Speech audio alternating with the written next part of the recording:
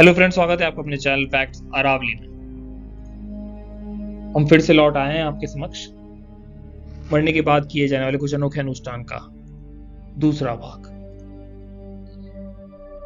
5 अनुष्ठान हमने आपको पहले भाग में बताए थे। दूसरा भाग शुरू होता है गाय चतरा से। यह है छठा अनुष्ठान। बात की जाए ये कहाँ मनाया जाता है तो गई चतरा नेपाल के मुख्य रूप से नेवार और थारू समुदाय द्वारा काठमांडू घाटी में मनाया जाता है। उत्सव का लक्ष्य क्या है? गायों का त्योहार नेपाल के सबसे लोकप्रिय त्योहारों में से एक है। यह उनके परिवार के सदस्यों की मृत्यु के दुख को दूर करने के लिए मनाया जाता है। त्योहार के दौरान गायों को सड़क पर घुमाया जाता है और आमतौर पर भाद्र, जिसे अगस्त और सितंबर का महीना कहते हैं, कि नेपाली महीने में मनाया जाता है। यह चंद्र नेपाल युग कैलेंडर के अनुसार गुनला के अंधेरे पखवाड़े के पहले दिन पड़ता है। गाय चतरा गायों का त्योहार है। गई का मतलब होता है पवित्र गाय और जात्रा का अर्थ होता है त्योहार। इस वर्ष के दौरान लोगों की मृत्यु की याद दिलाता है। त्योहार के दौरान गायों को सड़क पर मार्च किया जाता है और लोगों में भोजन बांटा जाता है। इससे माना जाता है कि उनके पूर्वजों की आत्माओं को भी शांति मिलेगी। अगला, जिसको शिनमिंग भी बोलते हैं, ये चीन और ताइवान में मनाया जाता है।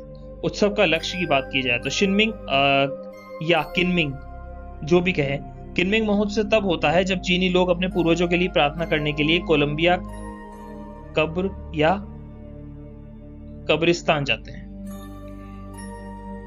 किनमिंग परंपरा चीनी चंद्र सौर कैलेंडर के 5वें सौर काल के पहले दिन मनाया जाता है। यह वसंत विषु के बाद 15वें दिन किसी दिए गए वर्ष के चौथे या 5वें अप्रैल के दिन में मनाया जाता है। बात की जाए कैसे मनाया जाता है तो मुख्य भूमि में छुट्टी किंगू टुआन चिपचिपे चावल और जौ की घास से बनी हरी पकौड़ी की खपत से जुड़ी है। ताइवान में इसी तरीके कन्फेक्शन को काओआजुंगो या शुचुंगुआ के रूप में जाना जाता है।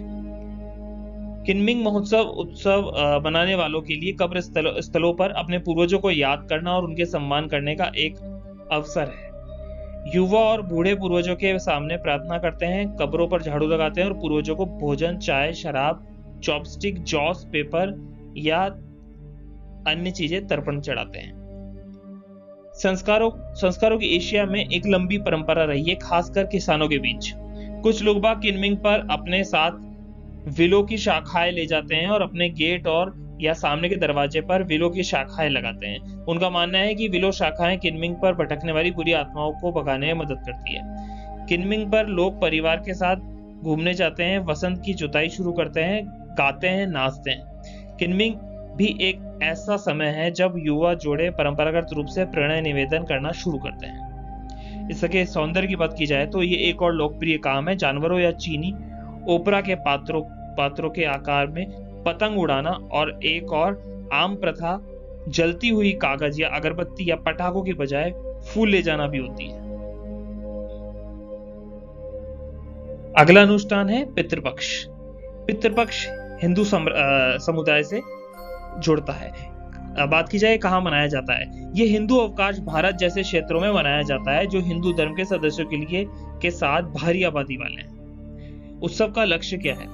हिंदू अपने पूर्वजों यानी पितरों को विशेष रूप से भोजन प्रसाद के माध्यम से श्रद्धांजलि अर्पित करते हैं। यह 16वें दिवसीय उत्सव भाद्रपद की पूर्णिमा के दिन शुरू होता है।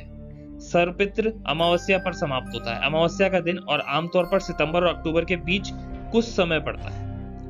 अब बात की जाए कैसे मनाया जाता है तो पितृपक्ष के दौरान पुत्र द्वारा श्राद्ध करना हिंदुओं द्वारा अनिवार्य माना जाता है ताकि यह सुनिश्चित किया जा सके कि पूर्वजों की आत्मा स्वर्ग चली जाए। इस संदर्भ में गरुड़ पुराण में कहा गया है कि बिना पुत्र के मनुष्य की मुक्ति नहीं होती। शास्त्र उपदेश देते हैं कि एक गृहस्थ देवताओं, भूतों, मेहमानों के साथ पूर्वजों को प्रसन्न करना चाहिए। सर्वपितृ अमावस्या के अनुष्ठान का प्रदर्शन भूले हुए या उपेक्षित वार्षिक श्राद्ध समारोह की भरपाई भी कर सकता है, जो आदर्श रूप से मृतक की पुण्यतिथि के साथ मेल खाना चाहिए। पूर्वजों को दिया जाने वाला भोजन प्रसाद आमतौर पर चांदी या तांबे के बर्तन में पकाया जाता है और आमतौर पर केले के पत्ते या सूखे पत्तों से बने प्यालों पर रखा जाता है। भोजन में खीर, एक प्रकार का मीठे चावल और दूध का बना प्रसाद, लापसी जो गेहूं के दानों से बना मीठा दलिया, चावल, दाल, मूंग की सब्जी और एक पीली लौकी शामिल होनी चाहिए। कुछ परिवार भागवत पुराण और भगवत गीता जैसे शास्त्रों का अनुष्ठान भी करते हैं। अन्य धर्मार्थ हो सकते हैं और पुजारियों को उपहार भेंट कर सकते हैं या पूर्वजों की भलाई के लिए प्रार्थना करने के लिए उन्हें भुगतान भी कर सकते हैं। और हमारा अगला अनुष्ठान है लेमुरिया। ये अनुष्ठान अब तो नहीं, बट हाँ, प्राचीन रोमन काल में रोम में मनाया जाता था, जो इटली की राजधानी हुआ करता था। उत्सव का लक्ष्य की बात की जाए तो लेमुरिया या लेमुरिया प्राचीन रोम के धर्म में एक भोज था, जिसके दौरान रोम के लोगों ने अपने घरों से मृतकों से द्वेषपूर्ण और भयानक भूतों को भगाने के लिए संस्कार किए। जूलियन कैलेंडर के पर्व के 3 दिन 9, 11 और 13 मई थे जब यह मनाया जाता था। बात की जाए कैसे मनाया जाता था तो अस्वस्थ मृतकों के अस्वस्थताकर भूतों, नींबू या लार्वा को फलियों के प्रसाद के प्रसन्न किया जाता था। उन दिनों वेस्टल्स मौसम के पहले गेहूं की बालियां से पवित्र मोला साल्सा एक नमकीन आटे का केक तैयार करते थे। वेस्टल वर्जिन्स ने उत्सव के साथ मिलकर 2 अनुष्ठान किए। सबसे पहले मौसम के गेहूं के पहली बालियां से बना एक पवित्र मौला साल्सा नमकीन आटा तैयार किया जाता था।